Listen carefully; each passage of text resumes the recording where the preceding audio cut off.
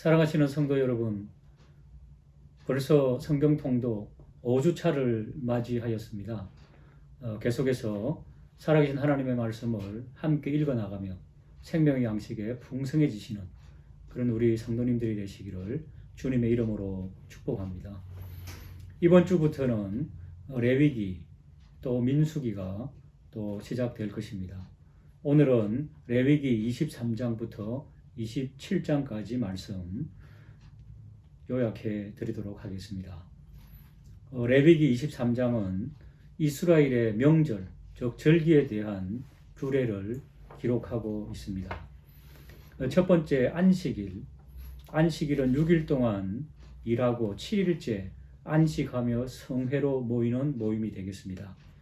창조주 하나님께서 6일 동안 일하시고 7일째 쉬셨기 때문에 명령하신 그 명령을 받아서 지금도 저희들은 안식일, 즉 주일을 지키고 있는 것입니다.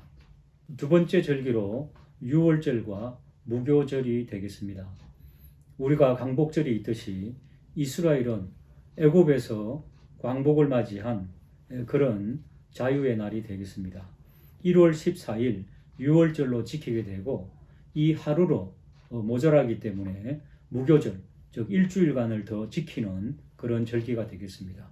유월절은 1월 14일, 그리고 무교절은 그 다음 날 1월 15일부터 7일간 1월 21일까지 무교절의 절기를 지키며 하나님께서 출애굽의 역사를 베풀어 주신 것을 기념하며 성회로 모이며 함께 절기를 지키는 날입니다. 세 번째, 초실절입니다. 첫 곡식, 즉 햇보리를 의미합니다. 첫 곡식을 열매를 하나님 앞에 드리며 감사하며 기념하는 그런 날이 바로 초실절이 되겠습니다. 그리고 네 번째로 77절이 있습니다. 초실절 이후 7주 동안 추수를 하게 되며 그 다음 날 50일째 되는 밀추수를 감사하며 하나님 앞에 큰 성회로 모이며 잔치의 날로 지키는 77절입니다. 다섯 번째로 신년 나팔절이 되겠습니다. 이스라엘은 민간력이 있습니다. 민간력으로는 7월을 첫 달로 삼습니다. 그래서 7월 첫날이 되면은 나팔을 불어 신년을 알리는 그런 나팔절, 신년의 잔치를 하게 되는 날을 말씀하고 있고요. 그 다음 그로부터 10일 지나면은 속죄일이 있습니다. 흔히 대속죄일이라고 말씀하는데 7월 10일, 그러니까 정확히는 7월 9일 저녁부터 10일 저녁까지 아무 일도 하지 않고 지난 한 해를 돌아보며 회개의 시간을 가지는 속죄일을 의미합니다. 마지막 7번째, 초막절입니다. 7월 15일에 모든 것을 추수한 이후에 곡식들을 저장하고 또 포도를 수확하여 마지막 추수에 대한 감사일 7일 동안 초막을 짓고 출애굽의 놀라운 하나님의 은혜도 기념하며 또 곡식과 과일을 추수한 것을 기념하며 하나님 앞에 지키는 오늘날로의 추수감사절이 되겠습니다. 이제 레위기 24장입니다. 레위기 24장에는 성소의 등잔불에 관한 말씀이 기록되어 있고요. 감람 열매의 순결한 기름으로 전곡의 휘장, 다시 말해서 지성소의 박, 성소에 두고 잘 정리하고 꺼지지 않게 관리해야 합니다. 또한 성소의 진설병, 떡상이라고 하는데요. 안식일마다 새 것으로 교체하며 그 교체한 빵은 제사장들이 거룩한 장소에서 함께 먹게 됩니다. 그리고 하나님에 대한 모독죄에 대한 것이 나옵니다. 한 남자가 하나님을 모독하다가 모세와 회중 앞에서 돌로 쳐 죽임을 당하는, 그래서 하나님의 이름을 거룩하게 여기는 것의 지표로 삼았던 그런 사건이 기록되어 있습니다. 이제 레위기 25장에는 안식년에 대한 말씀이 기록되어 있고요. 매 7년마다 땅을 쉬게 해야 됩니다. 그리고 경작하지 않으면서 땅을 회복시키는 그런 안식년이 되겠고요. 이어서 희년이 나옵니다. 안식년을 7번 지난 후 그 다음 해, 즉 50년째 되는 해, 이것을 희년이라고 합니다. 이때는 사람의 빚을 탕감해주고 또 기업을 회복시켜주고 종되었던 자에게는 해방과 자유를 주는 이것이 바로 희년 제도가 되겠습니다. 이제 레위기 26장 서원에 관한 규례가 기록되어 있습니다. 서원이라고 하는 것은 자신을 온전히 하나님께 바치는 것을 의미합니다. 또한 서원을 값으로 정하여 하나님께 드릴 수도 있습니다.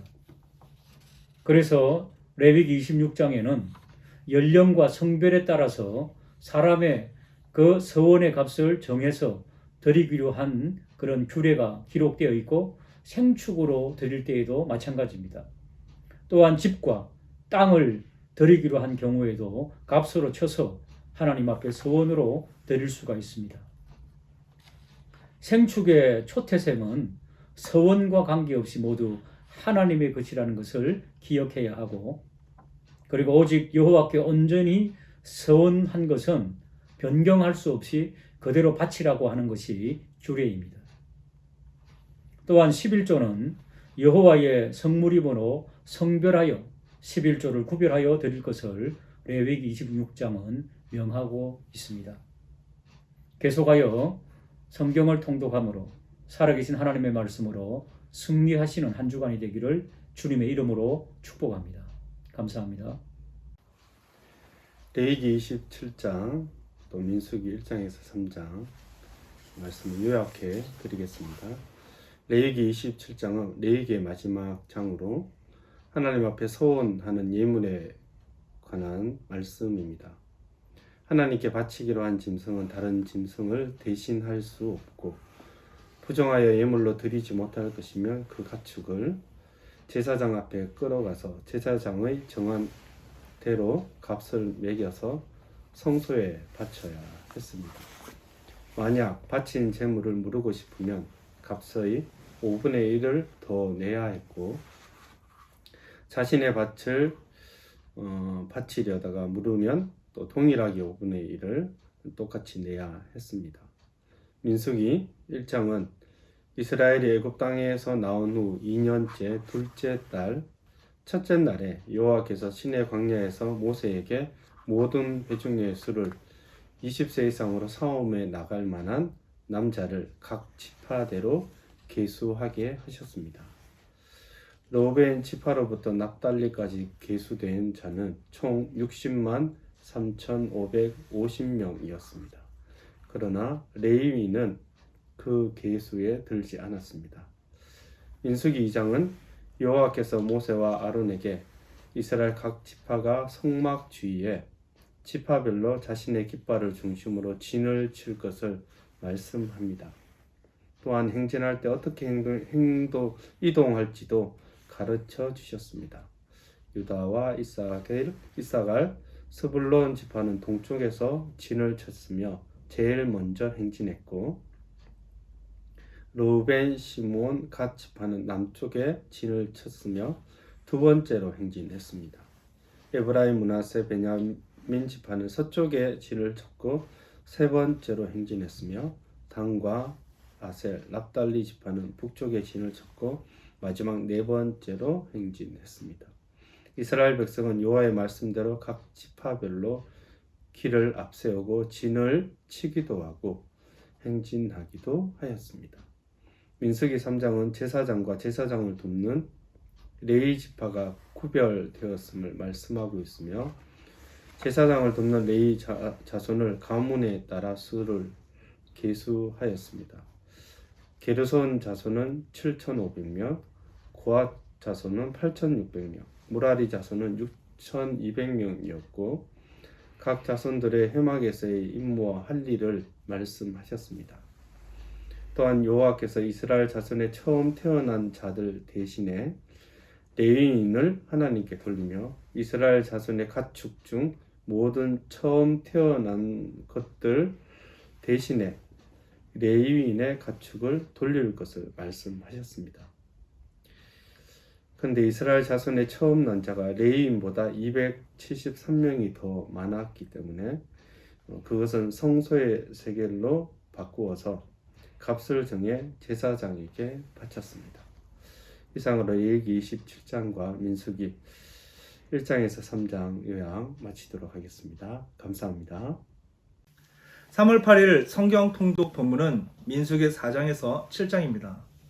4장은 레위 지파를 각 분파별로 30에서 50세까지의 남자만 따로 계수하여서 성막 운반 업무를 자세히 분할해 주고 있는 내용을 전하고 있습니다. 이와 같이 레위 지파의 세 분파별 성막 업무 분담은 성서와 지성소의 기구 운반, 성막 본체와 외부의 포장 운반으로 계수를 명하고 봉사 자격자의 계수 결과에 대하여 전하고 있음을 확인하게 됩니다. 5장은 가나안 정복 행군을 앞둔 이스라엘 신앙 공동체를 유지하기 위한 법으로 부정한 자를 격려하고 형제 사이의 경제적 관계 갈등을 제거하며 공동체 속에서 화평을 유지할 수 있는 손해배상법에 대하여 전하고 있습니다. 그리고 공동체의 기초인 가정에서 부부 사이의 순결과 서로 간의 신뢰를 회복하여 전 공동체 내에서 신뢰가 중요하게 이루어질 수 있도록 교육하는 율법에 대하여 전하고 있습니다. 6장은 나실인의 규례로 레위 지파를 제외한 다른 지파 출신으로 자원하여 여호와께 헌신하려는 자를 위한 규례를 다루고 있습니다. 구체적으로 나실인으로 서원한 자들의 정결 유직 규례와 기간이 만료되었을 때의 제사 규례를 전하고 있죠. 이처럼 하나님 중심으로 살아가는 이들에게 헌신을 자원하는 기회를 제공하여서 특별한 업무를 수행할 수 있게 하고 있습니다. 또한 후반부에는 제사장이 백성을 축도할 때 기도문에 대한 규정의 법을 전하고 있는데 이 기도문이 자의적인 축복 기도가 아니라 오직 하나님의 뜻대로 전하고 있는 기도임을 알게 합니다. 7장은 12지파의 각 족장들이 12일에 걸쳐 성막에 임재하신 하나님께 봉헌하는 예식에 대하여 전하고 있습니다. 그런데 이와 같은 성막 봉헌식의 핵심은 하나님과 맺은 언약과 주어진 모든 율법에 대한 순종의 서원과 하나님께서 앞으로 그들과 함께 동행하실 것에 대한 감사의 신앙 고백임을 알 수 있습니다. 여기서 레위 지파를 제외하고 요셉의 두 아들 에브라임과 므낫세들이 한 지파씩 12지파를 전하는데 앞선 2장에서 규정된 행군 순서대로 예물을 드림으로 하나님 안에서 하나 되었음을 전하고 있습니다. 오늘 읽으실 말씀은 민수기 8장에서 11장 말씀입니다. 먼저 8장은 이스라엘 백성들을 대신해 하나님의 일을 봉사하기 위하여 선택된 레위 지파의 성결 예식에 관해 언급하고 있습니다. 하나님께서는 7 등잔에 불을 밝혀 성막 안에 두도록 명하십니다. 한편 레위인들에게 성막 봉사에 앞서 정결 의식을 거행하도록 명하시고 이스라엘의 초태생을 대신하여 레위인을 하나님의 것으로 선택하셨음을 밝힙니다. 이제 정결 의식을 마친 레위인들은 드디어 성막 봉사를 시작합니다. 부가적으로 하나님이 지정하신 레위인의 정년 제도에 대한 규례가 나타납니다. 유월절은 이스라엘 민족에게 가장 중요한 절기입니다. 애국으로부터 해방된 날이며 하나님의 임재를 확인한 첫 절기이기 때문입니다.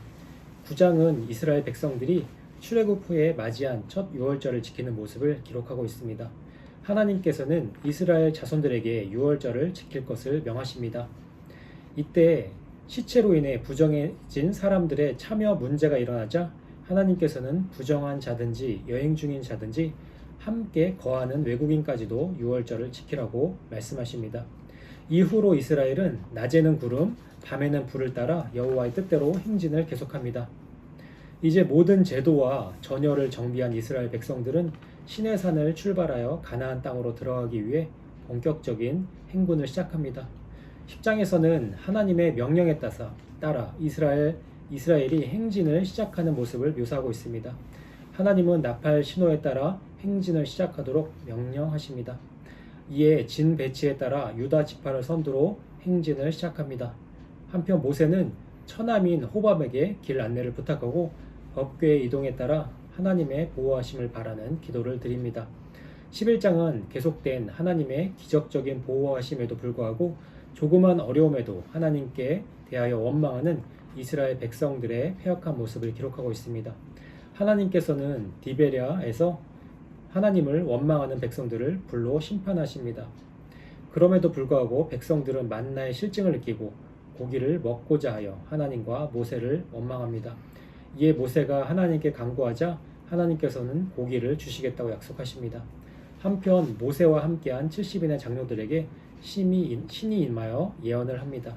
드디어 하나님께서 메추라기 고기를 백성에게 주십니다. 그러나 하나님을 원망한 대가로 백성들은 다시 한번 큰 재앙을 당하게 됩니다. 반갑습니다. 오늘 말씀은 민수기 12장부터 15장입니다. 먼저 12장 내용을 살펴보도록 하겠습니다. 본장은 이스라엘 백성들이 하나님에 의한 모세의 인도를 따라 시내산을 출발하여 가데스까지의 광야 여정을 담고 있습니다. 모세가 구스 여자를 취했는데 이 일로 미리암과 아론이 모세를 비방합니다. 하나님께서는 이 일을 그냥 간과하지 않으십니다. 이스라엘 백성의 지도자로 삼으신 모세를 비방한 두 사람을 질책하시며 그 행위가 옳지 않음을 이스라엘 백성 앞에 드러내십니다. 미리암이 나병에 걸리고 이 일로 아론이 모세에게 용서를 구합니다. 모세는 하나님께 미리암의 나병을 치료해달라고 간청해 기도를 합니다. 결국 이 일로 이스라엘 백성들의 진영은 7일 동안 행진하지 못하는 사태가 벌어집니다. 본장에서 놓치지 않고 싶은 성경 구절이 있습니다. 3절, 이 사람 모세는 온유함이 지면의 모든 사람보다 더하더라. 7절과 8절입니다. 내 종 모세와는 그렇지 아니하니 그는 내 온 집에 충성함이라. 너희가 어찌하여 내 종 모세 비방하기를 두려워하지 아니하느냐입니다. 다음은 13장입니다. 가나안 땅 정탐의 장입니다. 모세가 하나님의 명령을 따라 12 정탐꾼을 가나안에 파송합니다. 그들은 40일 동안 그 땅을 정탐하기를 마치고 그 땅의 기름짐을 상징하는 포도송이와 석류, 무화과를 증거물로 가지고 옵니다. 바란 광야 가데스에서 모세와 아론과 온 이스라엘 회중 앞에서 그들은 보고를 합니다. 27절, 28절 말씀해 보니까 모세에게 말하여 이르되 당신이 우리를 보낸 땅에 간즉 과연 그 땅에 젖과 꿀이 흐르는데 이것이 그 땅의 과일이니이다. 그러나 그 땅 거주민은 강하고 성읍은 견고하고 쉼이 클 뿐 아니라 거기서 거대한 아낙 자손을 보았으며 중략 우리는 그들 앞에 메뚜기 같습니다. 그 믿음 없는 정탐꾼들의 보고로 인해 백성들은 혼란으로 시끄러워지기 시작합니다. 이때 갈렙만이 이렇게 믿음의 말을 합니다. 우리가 곧 올라가서 그 땅을 취하자. 능히 이기리라. 하늘을 찌르는 온 백성들의 불신앙의 소리로 아수라장이 되었습니다. 믿음이 없는 정탐꾼들의 소리가 백성들을 혼란에 빠뜨린다는 메시지도 주목하면서 14장으로 넘어갑니다. 여기는 백성들의 원망 그리고 하나님의 벌하심의 내용이 되겠습니다. 백성들이 밤새 통곡하며 모세와 아론을 원망합니다. 차라리 애굽이나 이 광야에서 죽는 것이 더 낫지 않느냐. 다시 애굽으로 돌아가자. 모세와 아론은 회중 앞에서 무릎을 꿇습니다. 이때 여호수아와 갈렙이 자기들의 옷을 찢으며 말하지요. 그 땅은 심히 아름다운 땅이라 여호와께서 우리를 기뻐하시면 그 땅을 우리에게 주시리라. 그들은 우리의 먹이라. 백성들이 그 두 사람을 돌려 치려할 때에 하나님께서 나타나십니다. 모세의 백성을 위한 기도가 이어지고 10명의 정탐꾼은 죽고 갈렙과 여호수아만 생존합니다. 하나님께서는 아말렉인과 가나안 사람들을 사용하셔서 모세를 원망했던 백성들을 침략하게 하십니다. 15장입니다. 하나님께서 이스라엘 자손들이 장차 이를 땅에 가서 이렇게 제물을 드리라고 하시며 그 제물에 관해 자세히 기록합니다. 첫 번째, 소제와 전제에 관해서. 두 번째, 부지 중에 지은 죄를 위한 희생 제사법에 관해서. 세 번째, 고의적인 죄의 형벌, 그리고 안식일을 범하는 이에게 준 형벌의 실제적 이해. 네 번째, 옷단 자락에 옷수를 만들라고 하십니다. 그 옷수를 보며 계명을 기억하라고 하십니다. 곧 죄를 떠나는 일에 전념하라는 뜻입니다. 오늘의 말씀에서도 진한 은혜가 있으시기를 바랍니다. 감사합니다. 민수기 16장은 고라와 다단과 아비람과 온이 모세와 아론을 거슬러 반역을 일으키는 이야기를 전하고 있습니다. 그리고 그들이 이렇게 하나님이 세우신 지도자 모세와 아론을 향해 대적하자 하나님께서는 땅의 입을 여셔서 그 반역자들의 장막과 그들에게 속한 모든 사람이 산채로 수월에 빠지게 하시고 그 대적자들을 불로 사르셨습니다. 그리고 하나님은 그들이 가지고 나왔던 향로를 가져다가 제단을 쌓는 철판을 만들어 표가 되게 하십니다. 기억하라는 것이죠. 그런데 이튿날 백성들은 또 모세와 아론이 백성들을 죽이게 했다고 원망합니다. 그래서 하나님은 이 백성을 아예 멸하게 하시려고 연병을 보내십니다. 이런 상황에서 모세는 아론에게 명령하여 향로의 향을 가지고 모든 회중 가운데 서게 하여 그들의 죄를 속하게 하려고 합니다. 그리고 이 명령대로 향로를 든 아론이 산자와 죽은 자들 그들 가운데 서자 하나님의 진노인 연병이 그치게 되었습니다. 민수기 17장은 과연 누가 하나님께 가까이 나아갈 수 있는 권리를 가지고 있는지 보여주는 장입니다. 여기서 12지파는 각 지팡이를 가져와 증거계 앞에 둡니다. 그리고 다음날 지팡이를 살펴보니 아론의 지팡이에만 싹이나 꽃이 피고 살구 열매가 열리는 일이 일어납니다. 즉 아론이 하나님 앞에 나아갈 수 있는 권리가 있음을 하나님께서 보여주신 것이죠. 또 하나님은 이 지팡이를 가져다가 표징으로 보관하도록 하십니다. 또 기억하라고 하시는 것이죠. 하나님은 이렇게 해서 백성들이 다시는 반역하지 않게 하시려 했던 것입니다. 민수기 18장은 제사장들과 레위인들의 임무와 특권에 대해서 요약해 줍니다. 곧 그것은 제사장들과 레위인들에게 얼마간의 차이는 있지만 전체적으로는 성소의 직무이며 하나님을 섬기는 직무였습니다. 그리고 하나님은 이것을 선물이라고 말씀하시죠. 또한 18장은 제사장 그리고 레위인들의 섬김에 대한 보수에 대해 말씀해 줍니다. 이들은 백성들이 드린 것 중 일부를 받게 되고 또 다른 지파들이 드리는 11조가 레위인들의 기업이 될 것이라고 이야기해 줍니다. 그리고 레위인들은 이 11조를 받을 때 또 그의 10분의 1을 여호와께 드려야 하며 또 그것은 곧 제사장들에게 돌려지게 됩니다. 그리고 19장은 붉은 암송아지의 재를 만드는 법, 곧 정결하게 하는 재를 만드는 법을 말해주고 있습니다. 이것은 본문에 나오는 방법을 따라 만들어진 뒤 이스라엘 자손 회중을 위하여 간직하였다가 그들이 부정했을 때 부정을 씻는 죄를 속하는 물로 사용되었던 죄입니다. 그리고 본문 11절 이하는 이어서 이 죄를 탄 제물을 어떻게 사용하는지에 대해 알려줍니다. 그 방법은 요약하면 이렇습니다. 부정하게 된 자가 셋째 날과 일곱째 날에 이 제물로 자신을 정결하게 해야 하는 것입니다. 만약 그렇게 하지 않으면 이 사람은 그냥 부정하게 된 자이므로 곧 거룩하신 여호와의 성막을 더럽히는 자가 되고 그렇기 때문에 그는 이스라엘 백성 중에서 끊어지게 될 것이라고 하나님은 말씀하십니다. 오늘은 민수기 20장부터 23장까지의 말씀을 나누도록 하겠습니다. 20장은 광야에서 방랑한 지 38년이 되는 해 이스라엘 백성들은 마실 물이 없자 모세를 원망하게 됩니다. 하나님은 모세가 반석에서 명령하여 물이 나오게 하라고 지시하지만 모세는 그 반석을 2번이나 쳐서 물이 솟아나오게 합니다.